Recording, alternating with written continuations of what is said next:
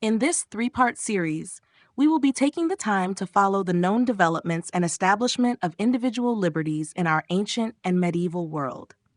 This is my first video, so any input or critique would be greatly appreciated.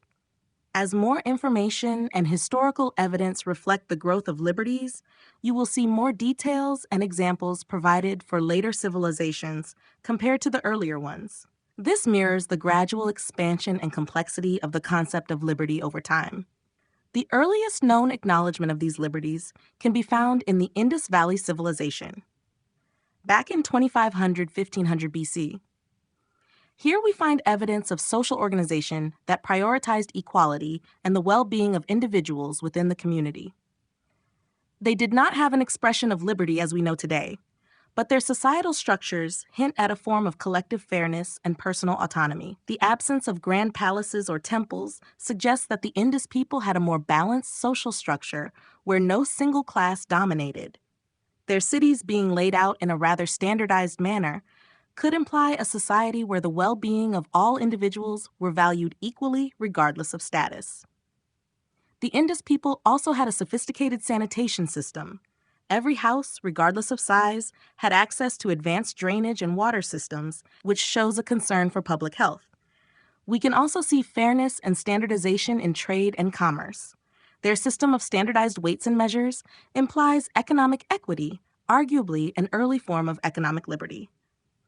In the Sumerian traditions of King Urukagina, 2100 BC, we have examples that hint towards the protection of individual rights and a move towards curbing abuses of power. He focused on limiting the power of the elites.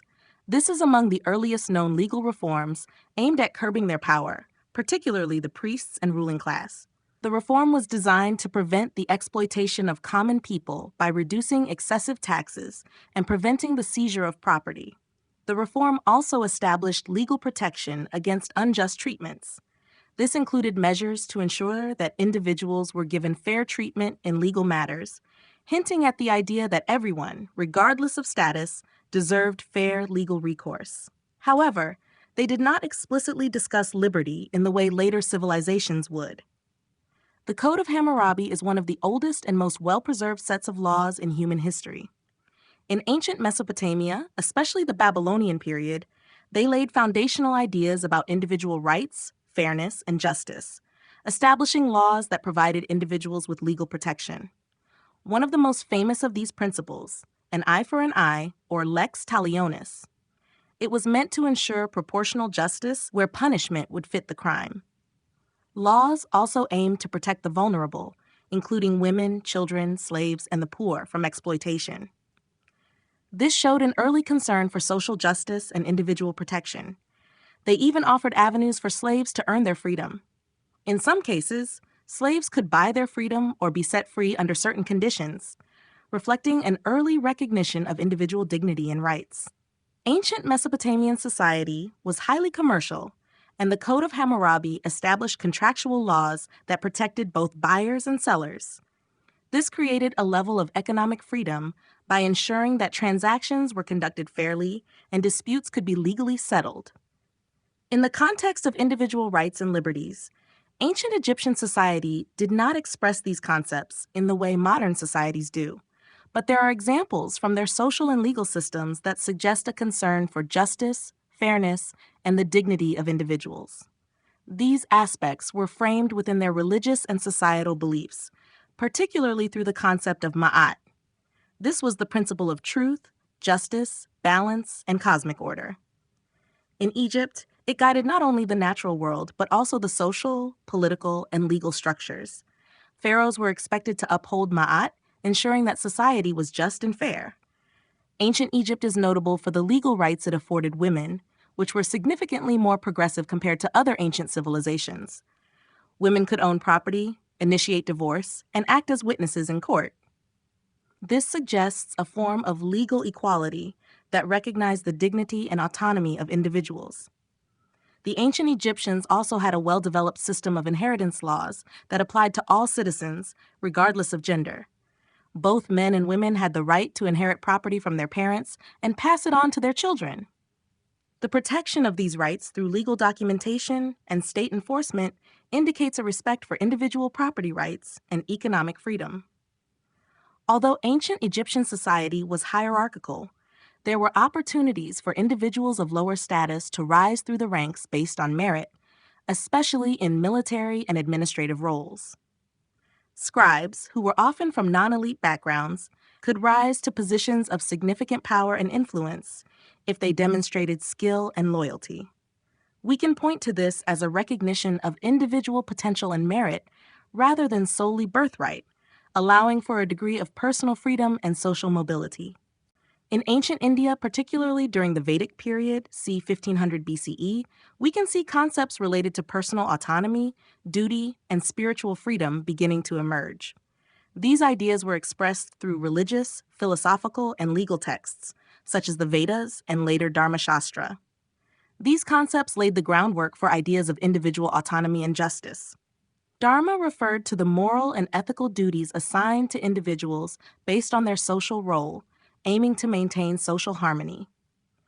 It recognized that individuals had autonomy within their duties, including the right to pursue their livelihood and receive fair treatment.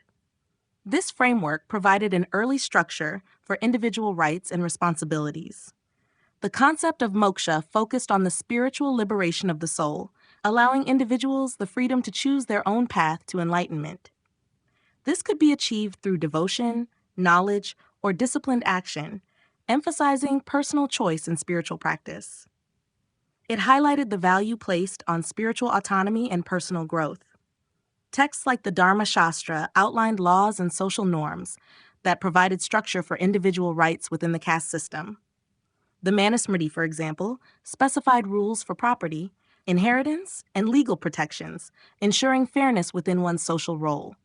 These laws aimed to provide a sense of order and justice across society.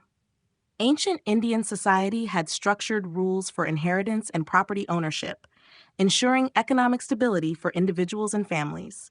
Both men and women, although unequally, had rights to own and inherit property. This shows early legal recognition of economic autonomy within the family structure. The caste system provided specific duties and rights for each class, granting economic and spiritual freedoms within these roles.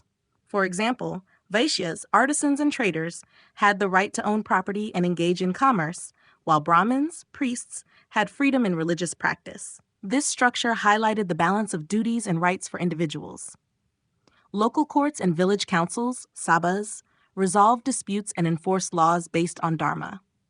Individuals, regardless of caste, could seek justice for issues like land disputes or breaches of contract, ensuring fair legal recourse within the community. This provided early forms of access to justice and fairness in legal matters.